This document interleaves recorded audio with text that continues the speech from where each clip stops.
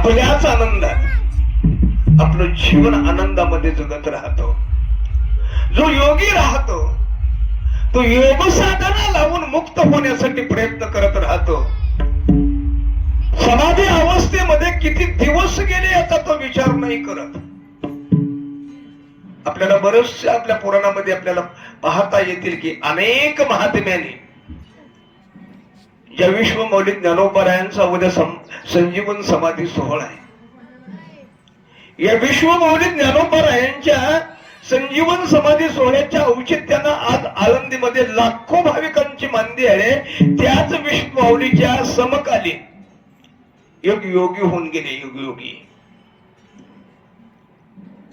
त्यांचं आयुष्य होतं 1400 वर्ष. किती? 1400 वर्ष. सगळ्याला आपलं नाव परिचित आहे, चांगदेव महाराज. एकदा जर समाधी लावली की 6 महिने समाधी अवस्था आणि 6 महिन्यानंतर जागृत अवस्था. मला एवढंच सांगायचं आहे, मला सगळं चांगदेव महाराजाचं चरित्र नाही सांगायचं, मला एवढंच सांगायचं आहे की जे योगी आहेत त्यांचंही एक अंतिम ध्येय आहे, अंतिम साध्य आहे. योगी योग साधना करतो, कशासाठी करतो? मुक्त होण्यासाठीच करतो. एक त्यांच्यामध्ये त्यांना आनंद आहे. तसेच प्रत्येक जन्माला आलेल्या प्रत्येक जीवाचं एक अंतिम ध्येय राहतं. आता संसारिकांची अंतिम ध्येय वेगळी, संसारिकाची अंतिम ध्येय वेगळी.